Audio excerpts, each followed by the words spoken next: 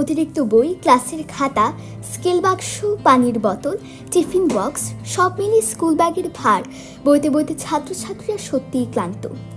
দিনের পর দিন ছোট ছোট বাচ্চার পিঠে এই স্কুল ব্যাগের বোঝা ক্রমশই যেন বেড়ে চলেছে।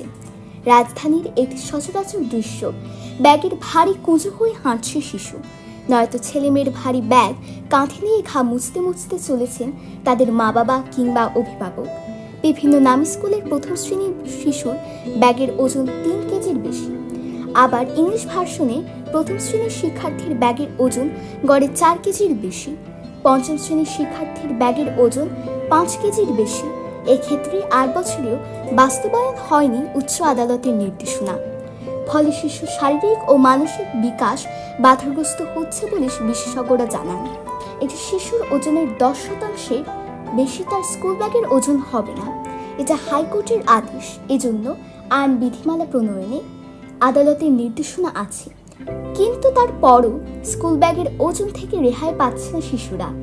অনেক ক্ষেত্রে শিশুদের স্কুল ব্যাগের ওজন তার শরীরের ওজনের শতকরা 30 ভাগেরও বেশি। শিক্ষাবিদরা বলেন, শিক্ষার্থীর বয়স ও বিকাশের কথা বিবেচনা করে পাঠ্য বই ও পাঠগুলো নির্ধারণ করা হয়। এর অতিরিক্ত বই বাধ্যতামূলকভাবে পড়ানো হলে তা ক্ষতির কারণ হয়। বিশেষজ্ঞ চিকিৎসকরা বলেন, 5 বছরের একটি ছেলে শিশুর আদর্শ ওজন 18.7 কেজি আর মেয়ের 17.7 কেজি। 6 বছরের একটি ছেলে শিশুর আদর্শ ওজন 20.69 কেজি আর মেয়ের 19.95 কেজি।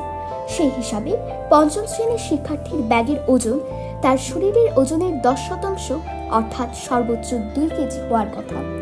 সেখানে থাকার খ্যাতনামা বিভিন্ন স্কুলে প্রথম শ্রেণীর শিক্ষার্থীর ব্যাগের ওজন পাওয়া গেছে সর্বনিম্ন 3 থেকে সর্বোচ্চ 5.5 কেজি।